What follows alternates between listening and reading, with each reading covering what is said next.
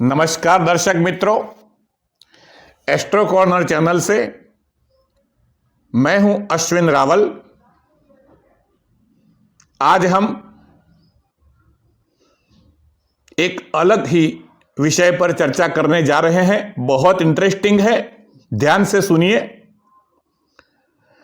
देखिए, गुरु और शनि का अद्भुत मिलन आकाश में हो रहा है। वर्षों बाद ऐसा संयोग आता है। बहुत सारा एस्ट्रोनॉमर्स भी इसके बारे में लिख रहे हैं। तो ये सुभग मिलन जो हुआ है गुरु और शनि का, और पृथ्वी के ऊपर जब दिव्य चेतना इतनी नजदीक आ चुकी है, तो साधना के दिन है, साक्षात्कार के दिन है, भगवान के नजदीक जाने के दिन है, उपासना के दिन है। तो कई लोगों ने हमें पूछा है कि हम कौन सी साधना करें, कौन सा मंत्र करें, क्या करें क्या नहीं। तो आज स्पेशल वीडियो इस सब्जेक्ट को लेके हमने बनाया है। देखिए दोस्तों, हमारी जिंदगी हमारी कुंडली के ऊपर निर्भर करती है। अच्छा बुरा समय हमारे खुद के ग्रह ही हमको दिखाते हैं। तो जो भी करना है हमें अपनी कुंडली के हिसाब से करना होता है। अब सबसे पहले हम ग्रहों की उपासना को, साधना को दो भागों में बांट देते हैं। एक हमारे लिए पॉजिटिव ग्रह, योग कारक ग्रह, जो हमारा कल्याण करने के लिए कुंडली में बैठे हैं, लेकिन अपनी निर्बलता के हिसाब से अच्छा फल नहीं दे पाते। फॉर एग्जाम्पल, अगर आपका धनु लग्न है तो लग्नाधिपति स्वयं गुरु है, चतुर्थ स्थान का, सुख स्थान का अधिपति भी गुरु है। अगर वो गुरु नीच का होके मकर में बैठा है या छठे स्थान में शत्रु की राशि में बैठा है, तो ऐसे समय में हमको गुरु का रत्न पुखराज पहनना चाहिए 5 कैरेट के आसपास। इससे क्या होता है, कोई भी रत्न का या नंग आप पहनते हैं तो वो नंग के साथ जो रेज, ग्रहों के किरणें, कॉस्मिक किरणें जो आती है पृथ्वी के ऊपर, हमारे पास, हमारे सांस में, हमारी ऊर्जा में, हमारी ऑरा में, हमारे चक्रों में जो इंटरेक्शन होता है, तो एक गुरु का नंग क्या करता है, एक एग्जाम्पल के हिसाब से, तो गुरु का नंग अगर हमने पहना तो गुरु की किरणें जो भी आती है उसका कॉस्मिक रेडिएशन हमारे साथ होता है, हमारी बॉडी के साथ होता है, हमारी ऑरा के साथ होता है। और गुरु का स्थान जो होता है हमारी कुंडली में, यानी हमारे देह में आज्ञा चक्र के ऊपर, यानी गुरु आज्ञा चक्र के साथ जुड़ा हुआ है। तो जैसे जैसे गुरु का आप पहन के उसका रेडिएशन होता रहेगा हमारी बॉडी के साथ, कॉस्मिक रेडिएशन, तो गुरु की ऑरा, गुरु का जो कलर है वो ज्यादा बढ़ने लगेगा हमारी ऑरा के अंदर, येलो कलर, और हमारा ये आज्ञा चक्र है वो धीरे धीरे धीरे धीरे खुलने लगेगा। तो कोई भी रत्न का प्रभाव हमारे 7 चक्रों में, जो चक्र के ऊपर उसका कनेक्शन हुआ है 7 लोगों से, 7 लोग जो होते हैं वो लोग और ये हमारे चक्र, उनका डायरेक्ट लिंक होती है। यद पिंडे तद ब्रह्मांडे, ये तो आप जानते ही हैं। तो कोई भी रत्न पहनने से, जैसे सूर्य का माणिक हम पहनते हैं, रूबी पहनते हैं, सूर्य निर्बल है, सिंह लग्न है, सूर्य निर्बल है, तुला राशि का है या शत्रु राशि में पड़ा है, छठे स्थान में पड़ा है, तो ऐसे में क्या करेंगे, तो माणिक पहनना चाहिए। माणिक पहनने से क्या होता है कि सूर्य की ऊर्जा हमारे में बढ़ जाती है, हमारी ऑरा में सूर्य की ऊर्जा बढ़ती है, हमारा मणिपुर चक्र जो होता है वो डेवलप होता है। तो हर चक्र के साथ रत्नों का संबंध है, ऑरा के साथ रत्नों का संबंध है, कॉस्मिक रेडिएशन होता है। और इस तरह धीरे धीरे धीरे जो न्यूनता हमारी बॉडी में है, हमारे पंच महाभूत शरीर में जो ग्रह की किरणें कम आई हुए जन्म के वक्त और जिसकी न्यूनता हम फेस कर रहे हैं, तो वो न्यूनता की पूर्ति हो जाएगी और वो ग्रह धीरे धीरे धीरे धीरे बलवान बनता जाएगा। तो रत्नों के पीछे भी यही भावना है। कभी स्पेशल हम वीडियो रत्नों के ऊपर, नंगों के ऊपर भी बनाएंगे ताकि आपको पूरी समझ आ जाए कि रत्न कैसे काम करते हैं, क्यों पहनना चाहिए, कौन सा नंग पहनना चाहिए, उसके बारे में भी हम कभी स्पेशल वीडियो बनाएंगे। आज हम साधना के ऊपर वीडियो है तो थोड़ा सा साधना के ऊपर डाइवर्ट हो जाएंगे। देखिए, जो ग्रह आपकी कुंडली में नेगेटिव है, फिर से बोलता हूं, जो ग्रह आपकी कुंडली में अशुभ है, पाप कर्मों के फल आपकी लाइफ में दे रहे हैं, पाप की सजा, आपकी पिछले जन्म के पापों की सजा इस जन्म में आपको दे रहे हैं, वो सब ग्रह आपके लिए नेगेटिव है, दुश्मनी दिखा रहे हैं इस जन्म में। अब उनको शांत करना तो पड़ेगा। दंड देने वाला कोई भी व्यक्ति हो तो हाथ जोड़ना पड़ेगा, भाई प्लीज जरा दया करें, हमसे गलती हो गई, माफ करें। तो ये जो एक भावना है, क्षमा प्रार्थना, उसको हम पूजा के जरिए सोचना है। देखिए, फॉर एग्जाम्पल कि मकर लग्न है तो गुरु मूल त्रिकोण राशि, धन राशि उसकी 12वें स्थान में पड़ी है, तो 12वें स्थान में वो बहुत नेगेटिव रिजल्ट देता है। यानी मकर लग्न के लिए गुरु बहुत नेगेटिव होता है। तो गुरु की पूजा, उपासना, साधना मकर लग्न वालों को करनी चाहिए। अब कोई भी ग्रह हो, जैसे कन्या लग्न हो तो मंगल परम शत्रु होता है क्योंकि अष्टम स्थान का अधिपति बनता है। मिथुन लग्न है, छठे स्थान का अधिपति बनता है तो परम शत्रु बन जाता है। तो कन्या और मिथुन लग्न वालों को सिर्फ मंगल की ही उपासना साधना करके मंगल को शांत करना चाहिए, रत्न पहनना नहीं चाहिए, क्योंकि वो नेगेटिव है, उसकी नेगेटिव ऊर्जा हमारे साथ टकराएगी। अगर रत्न पहनेंगे, कन्या लग्न मिथुन लग्न है और मंगल का मूंगा पहनेंगे तो तकलीफ ज्यादा बढ़ जाएंगी, क्योंकि वो बहुत नेगेटिव है। तो नेगेटिव वाइब्रेशंस ज्यादा बढ़ जाएंगे हमारी बॉडी के साथ और तकलीफ हो सकती है। तो ये बहुत सोच समझ के नंगों का चयन करना चाहिए आपको। तो ऐसे लग्नों के हिसाब से जो ग्रह नेगेटिव है उसकी पूजा, उपासना, दान वगैरह करना चाहिए। अब कैसे उसको हम समझें, तो उसके लिए हमने शास्त्रों में जो नियम बताए हैं उसकी हम आज बात करेंगे। जैसे कोई भी नेगेटिव ग्रह है, चाहे मंगल हो, चाहे जैसे धनु लग्न है, चंद्र अष्टम स्थान का अधिपति है, कुंभ लग्न है, चंद्र छठे स्थान का अधिपति है, सिंह लग्न है, चंद्र 12वें स्थान में का अधिपति है, तो नेगेटिव रिजल्ट देगा अपनी पूरी जिंदगी में।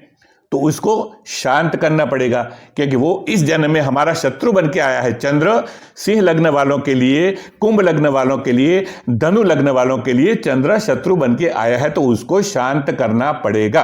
अब वो जो भी ग्रह, चंद्र हो, मंगल हो, बुध हो, गुरु हो, शुक्र हो, जो भी नेगेटिव है वो कौन सी राशि में पड़े हैं वो देखो, आपकी कुंडली में कौन सी राशि में पड़े हैं वो देखो। अगर वो अग्नि तत्व की राशि में पड़े हैं, जैसे मेष, सिंह और धनु, ये तीन में से कोई एक राशि में आपका नेगेटिव अशुभ ग्रह पड़ा है, तो आपको अग्नि तत्व के हिसाब से होम हवन करना चाहिए या पंडितों से होम हवन करवाना चाहिए। उस ग्रह की शांति के लिए होम हवन ही इसकी साथ उसका रिजल्ट देगा, बाकी नहीं। उसके मंत्र जाप से इतना फल नहीं मिलेगा जितना आप उनको हवन के द्वारा, अग्नि तत्व के द्वारा उसको शांत करें। यानी अगर नेगेटिव ग्रह है, जैसे मकर लग्न है और मकर लग्न में गुरु धनु राशि का 12वें स्थान का अधिपति है, अगर वो मेष, सिंह और धन में पड़ा है तो हवन करने से वो ज्यादा प्रसन्न होता है। अगर पृथ्वी तत्व में जो नेगेटिव ग्रह आपके लिए, वो अगर पृथ्वी तत्व में है, पृथ्वी तत्व का मतलब वृषभ राशि, कन्या राशि और मकर राशि, ये पृथ्वी तत्व की राशि है।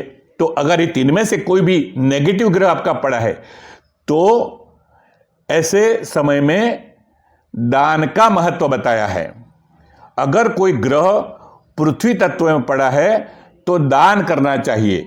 यानी गुरु है, पृथ्वी तत्व में पड़ा है, अशुभ है लेकिन पृथ्वी तत्व में पड़ा है, वृषभ, कन्या या मकर में पड़ा है, तो दान देना चाहिए। जैसे गुरु की बात करें तो गाय को या गरीबों को चने का दान करिए, चने उनको बांटें, बेसन के लड्डू, बूंदी या जो भी मिठाइयाँ हैं बेसन से बनी हुई वो बांटें, गरीबों को खिलाए, बच्चों को खिलाए, मंदिर में दान करे, गौवा को खिलाए।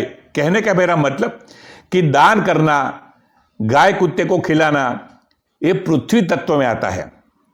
जैसे मंगल, मंगल आपका अशुभ है, नेगेटिव है, और वृषभ में है, कन्या में है और मकर में है, तो क्या करोगे? तो मंगल का दान करना चाहिए, यानी गाय को मसूर की दाल गुड़ में मिला के उसको उबाल के उसका बनाया हुआ जो भी है वो गाय को खिला दो। कच्चा खिलाना ठीक नहीं है, उसको पका के खिलाओ, या लाल चीज़ों का आप दान कर सकते हो मंगल के लिए, गुड़ का भी दान कर सकते हो। तो ये सब बातें दान की आती है। राहु का दान जो होता है वो नारियल, सूखा नारियल और खजूर, ये राहु के दान में आता है। तो यानी गरीबों में खजूर बांटे, बच्चों को खजूर बांटे, गाय को खजूर खिलवाए, तो ये सब राहु की प्रसन्नता के लिए है। या तो फिर आप ये नारियल जो है वो सिर्फ पूर्णिमा और अमावस्या, क्योंकि ग्रहण होता है या तो पूर्णिमा को या तो अमावस्या का, तो हर पूर्णिमा को और हर अमावस्या को आप एक श्रीफल या एक नारियल पानी में बहा दो। तो ये उपचार राहु का होता है। केतु का उपचार गणपति साधना होती है, ज्यादा प्रसन्नता गणपति साधना की, या फिर काले तिल और गुड़ उसका दान करो या पानी में बहा दो। तो पृथ्वी तत्व में कोई ग्रह होता है और नेगेटिव होता है तो उसका महत्व दान का है या तो बच्चों को खिलाने का। जैसे चंद्र है, चंद्र नेगेटिव है तो उसका दूध चावल है, यानी खीर भी हम गाय को खिला सकते हैं, बच्चों में दूध बांट सकते हैं, छोटी छोटी कन्याओं को दूध पिला सकते हैं, चावल का दान दे सकते हैं। तो ये सब बातें, खीर का दान, क्षीरपाक दे सकते हैं, क्षीरपाक बना के पानी में बहा सकते हैं सोमवार को, तो ये चंद्र का दान हुआ। तो जैसे कोई पृथ्वी तत्व में कोई ग्रह पड़ा है तो दान ही उसका उपचार है। वायु तत्व में अगर कोई पड़ा है, जैसे मिथुन राशि में है, तुला राशि में है या कुंभ राशि में है, तो ये ग्रह वायु तत्व की राशि में होने से वैखरी यानी वाणी से मंत्र जाप करने चाहिए, यानी मंत्र जाप ही उसका उपचार है, दान नहीं, हवन नहीं, उनके मंत्रों के जाप या पाठ करना। जैसे बुध आपका मिथुन तुला कुंभ में है, बुध नेगेटिव है तो विष्णु सहस्त्र नाम का पाठ करना चाहिए। राहु के लिए हनुमान चालीसा, वडवानल स्तोत्र का पाठ करना चाहिए। केतु के लिए गणपति जी का अनुष्ठान करना चाहिए, गणपति जी के मंत्र करने चाहिए। तो ये साधना यानी मंत्र जाप की, स्तोत्रों की, पाठ की, ये जो भी उपचार पद्धति है वो वायु तत्व में आती है। और अगर कोई ग्रह जल तत्व में होता है, कोई ग्रह जल तत्व में होता है तो पानी में बहाना ही दान करना, लेकिन पानी में बहाना। पानी यानी गौवा को खिलाने के, गाय को खिलाने से, कुत्ते को खिलाने से, गरीबों को देने के बजाय अगर जल तत्व में कोई नेगेटिव ग्रह पड़ा है, आपका नेगेटिव है जो आपके लिए अशुभ है और जल तत्व में पड़ा है, तो कोई भी उसकी दान की जो भी चीज है वो कहीं भी बहते पानी में जाके उसको, जैसे मंगल है तो मंगल का जो भी दान होता है वो मसूर की दाल को आप मंगलवार के दिन बहते पानी में बहा दीजिए। तो जब तक मंगल की दशा चालू हो या मंगल का नेगेटिव गोचर चालू हो तो एक कुछ समय के लिए आप ये मंगल का शांति विधान कर सकते हो। पानी में बहाना ये जल तत्व में, कर्क वृश्चिक मीन में है तो पानी में बहाना उसका श्रेष्ठ उपचार है। दान देना पृथ्वी तत्व का उपचार है और मंत्र जाप ये वायु तत्व का उपचार है। अब दूसरी बात, कि कोई भी ग्रह अगर जल तत्व में है तो सबसे बढ़िया उपचार है रुद्राभिषेक, क्योंकि शिव की आराधना ऐसी होती है कि सब नेगेटिविटी को शिवजी दूर कर सकते हैं। और रुद्राभिषेक यानी रुद्र की जो अष्टाध्यायी रुद्री है उसके मंत्रों को आप देखो, उसका भाषांतर करो, अपनी भाषा में देखो तो आपको पता चल जाएगा कि पूरा रुद्राभिषेक जो होता है वो भगवान शिवजी से रक्षा मांगने का ही पूरा का पूरा है। शिवजी इससे मुझे बचाओ, शिवजी इससे मुझे, आप बाणों को दूर रखें, आप रोगों को दूर रखें, आप इसको दूर रखें, यानी पूरे के पूरे जो मंत्र हैं वो सब मंत्र शिवजी के रुद्राभिषेक के रुद्र के पाठ में जो होते हैं वो सिर्फ हमारी सुरक्षा के लिए हैं कि भी शत्रुओं के ऊपर जाओ, हमारे ऊपर मत आओ। ये जो एक भावना है उसके मंत्रों की ताकत, तो वो सुरक्षा के लिए होते हैं।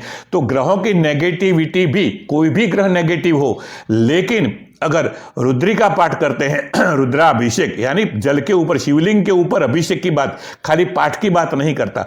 पाठ क्या होता है, पृथ्वी तत्व में आता है, लेकिन अगर जल तत्व में कोई ग्रह नेगेटिव पड़ा है, जैसे कन्या लग्न है, कन्या लग्न में मंगल नेगेटिव है और वो कर्क राशि में पड़ा है, मीन राशि में पड़ा है, वृश्चिक राशि में पड़ा है, तो अभिषेक करना चाहिए मंगल की शांति, यानी संकल्प ऐसा करना कि मंगल ग्रह की शांति के लिए हे महादेव हम आपका जलाभिषेक कर रहे हैं। ऐसा संकल्प ब्राह्मण करे या आप करो।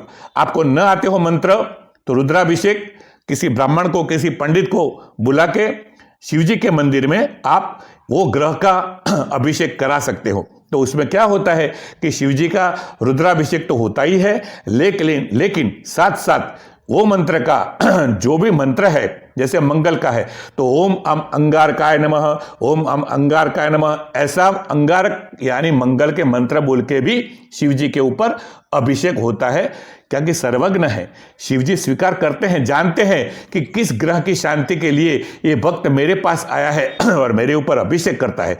तो संकल्प में बड़ी ताकत होती है। जो ग्रह के लिए आप ये अभिषेक करते हैं शिवजी के मंदिर के ऊपर, तो वो मंत्र अभिषेक करने से पहले संकल्प लिया जाता है कि इस ग्रह की शांति के लिए हे शिवजी हमारी सुरक्षा करो, इस ग्रह के नेगेटिव वाइब्रेशन से हमारी सुरक्षा करो, इस ग्रह के नेगेटिव प्रभाव को दूर करो। आज हम आपके शरण में आए हैं और ये अभिषेक आपको कर रहे हैं। और उसके बाद में प्रार्थना करते हैं शिवजी के शिवलिंग के ऊपर, प्रार्थना करते हैं श्रीश्चमे लक्ष्मीश्चमे द्रविणमश्चमे द्रव्यमश्चमे भूतिमश्चमे भगमश्चमे जयमश्चमे विजयमश्चमे यशश्चमे शंश्चमे अभिसिंचनेन कल्पन्ताम, यानी ये मंत्र जो भी किए वो सब आपको प्रसन्न करने के लिए किए हैं और आप उसका स्वीकार करें और हमको जो चाहिए वो आप प्रदान करें। यानी वेदों के मंत्र का बहुत बड़ा प्रभाव होता है, बहुत ही प्रभाव हमारे ऑरा के ऊपर होता है और 7 चक्रों को एक साथ ये साधना, उपासना, अभिषेक जागृत कर सकते हैं। तो सबसे बड़ी साधना गुरु शनि के मिलन अभी जो चालू है 4.5 महीना तक, 6 अप्रैल तक, उसमें आप अपने ग्रहों की शांति भी कर सकते हो। अगर मंत्र नहीं आते तो किसी पंडित को, ब्राह्मणों के द्वारा भी ये मंत्र जाप करा सकते हो या अभिषेक भी करा सकते हो। खास करके सूर्य, चंद्र, गुरु और शनि, उनकी साधना तो शिवजी को ही अर्पण करनी चाहिए, क्योंकि शिव के अधिष्ठाता, गुरु के अधिष्ठाता शिवजी है, शनि के अधिष्ठाता शिवजी है, सूर्य चंद्र के अधिष्ठाता भी शिवजी है। तो सूर्य निर्बल हो, सूर्य नेगेटिव हो, चंद्र नेगेटिव हो, गुरु नेगेटिव हो, शनि नेगेटिव हो, तो जलाभिषेक अगर कर्क राशि में, वृश्चिक राशि या मीन राशि में है तो जलाभिषेक ही उसका रेमेडी है। और अभिसिंचन करके शिव जी के ऊपर रुद्र के 8 अध्याय का वो पाठ, उसका जल का अभिषेक करके, दूध का अभिषेक करके, नारियल पानी का अभिषेक करके, या कोई भी इक्षुरस, कोई भी, यानी अभिसिंचन करने से, अभिषेक करने से जल तत्व में बैठे ग्रह शांत होते हैं। तो शास्त्रों के हिसाब से कौन से ग्रह नेगेटिव हैं वो पहले ढूंढ निकालो, वो नेगेटिव ग्रह कौन सी राशि में है वो देख लो, वो राशि अग्नि तत्व के है, पृथ्वी तत्व के है, वायु तत्व के है या जल तत्व के है, वो डिसाइड करो। उसके बाद उसके मुताबिक या तो मंत्र जाप करो, या दान करो, या पानी में बहाओ, या अभिषेक करो, आपको ही डिसाइड करना है। लेकिन ये मार्गदर्शन आपके लिए बहुत जरूरी है ताकि लोगों को पता चले कि कौन से ग्रह नेगेटिव है, उसके लिए क्या करना चाहिए। तो आप अपनी जिंदगी को सुधार सकते हो। अच्छा समय चलता है, दिव्य चेतना हमारे नजदीक है। जो भी साधना करना चाहो करो, लेकिन दिल से करो। और कई लोग ऐसे होते हैं जो बहुत सारी साधना एक साथ करते हैं, वो गलत बात है। किसी भी एक चेतना को पकड़ो, ज्यादा चेतना को नहीं। कई लोग मेरे पास मैसेज आते हैं भी हनुमान जी के पाठ करते हैं, गणपति स्तोत्र करते हैं, शिव चालीसा करते हैं, शनि चालीसा करते हैं, दुर्गा सप्तशती पढ़ते हैं, गायत्री मंत्र करते हैं। नहीं, ये ठीक नहीं, ये ठीक नहीं है। ठीक इसीलिए नहीं है कि इस चेतना है पूरी डिस्टर्ब होती है। यानी कोई भी एक जो कॉस्मिक रेडिएशन आता है, कोई भी चेतना, जो भी चेतना के साथ आप जुड़े हुए, उसका जो प्रभाव आपकी पूरी ऑरा के साथ होता है ना, उसमें इंटरेक्शन अलग अलग चेतनाओं का हो जाता है। ये गलत है। कोई भी आपको जो जिसमें श्रद्धा हो, आपके इष्टदेव कोई भी एक डिसाइड करो और उसको ही पकड़ के चलो। जैसे अलग धर्मों में क्या होता है, वो एक को ही पकड़ के चलते हैं। हमारे सनातन धर्म में बहुत सारे देवी देवता हैं, लेकिन आपको किसी एक को पकड़ना है। या तो गुरु को पकड़ो, यानी कोई भी एक साधना पकड़ के चलो और उसी को पकड़ के चलोगे तो आपको सिद्धि प्राप्त होगी। ज़्यादा स्तोत्र पाठ करने से, ज़्यादा अलग अलग मालाएं करने से तो सिद्धि नहीं प्राप्त होगी आपकी। ये एक मेरी एडवाइस है। तो आप अपना रास्ता खुद चुन लो। मार्गदर्शन चाहिए तो हमारा कांटेक्ट भी आप कर सकते हैं, लेकिन जिंदगी को एक नया शेप दो, नई जिंदगी बनाओ। गुरु शनि का मिलन हो रहा है तो उसका प्रभाव आपको ये मंत्र जाप करने से, साधना करने से कुछ न कुछ लाभ जरूर मिलेगा। अनुष्ठान करने के लिए, गायत्री अनुष्ठान पुरस्चरण करने के लिए भी ये बहुत बढ़िया टाइम अभी चलता है। इसमें भी 14 जनवरी से 14 फरवरी तो बहुत बढ़िया महीना है। ऐसी बड़ी साधना का सूर्य, गुरु, चंद्र, शनि तीनों का मिलन है, तो ऐसे दिन बहुत समय के बाद आते हैं। तो इसमें पुरस्चरण कर सकते हैं, कोई भी मंत्र का अनुष्ठान कर सकते हैं। बस दोस्तों, आपकी शुभकामना के लिए ही ये वीडियो मैं स्पेशल बनाता हूं, ताकि इसका पूरा का पूरा फायदा आप उठा सको और आपके अपने ग्रहों को शांत करो, अपनी दशा जो खराब चलती है उसको शांत कर सको और ग्रहों का ये ज्ञान प्राप्त करके उसका पूरा फायदा उठा सको। बस आज इतना ही। नमस्कार।